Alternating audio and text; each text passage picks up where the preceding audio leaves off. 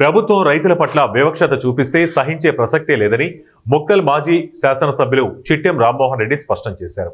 శుక్రవారం స్థానిక అంబేద్కర్ చౌరస్తా వద్ద యూరియా కొరతకు నిరసనగా నిర్వహించిన ధర్నా కార్యక్రమాన్ని ఉద్దేశించి మాట్లాడుతూ రైతుల సంక్షేమం కోసం కృషి చేస్తామని చెప్పిన కాంగ్రెస్ ప్రభుత్వం అధికారంలోకి రాగానే రైతులను నిలువునా మోసం చేసిందని తెలిపారు.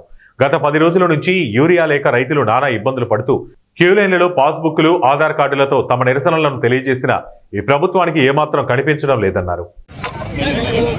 ఈరోజు రాష్ట్ర ప్రభుత్వము రైతుల పైన చూపిస్తున్న వివక్ష గురించి వాళ్లకు ఎరువుల కొరత కానీ బోనస్ విషయంలో కానీ ఏది కూడా ప్రభుత్వం నుంచి రైతులకు ఈరోజు ఉండడం లేదు.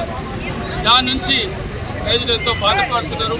నిన్ననే మా మక్తల్ మండలంలో చూసిన సింగిల్ ఆఫీస్లో ఎంత ఘోరం అంటే మళ్ళా అప్పుడు చంద్రబాబు నాయుడు పీరియడ్లో ఏదైతే పుస్తకాలు కానీ చెప్పులు కానీ పెట్టి లైన్లో నిలబెట్టి ఎరువులు తీసుకుంటారు ఆ గట్టికి తెచ్చిపెట్టింది ఈరోజు మళ్ళీ మక్తల్లో.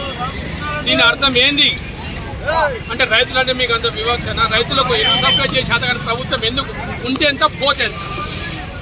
ఎందుకంటే రైతు అనేటోడు దేశానికి అన్నం పెట్టేటోడు నోటైనా సున్నం కొడతాడు. రేవంత్ రెడ్డి ఏం చేసిండు నీళ్ళు దాదాపు ఒక్కటన్నా తన జిల్లా కదా కొంత జిల్లాలా ఇవాళ దొంగతనంగా నీళ్ళు తీసుకుపోతాడు కొడంగల్.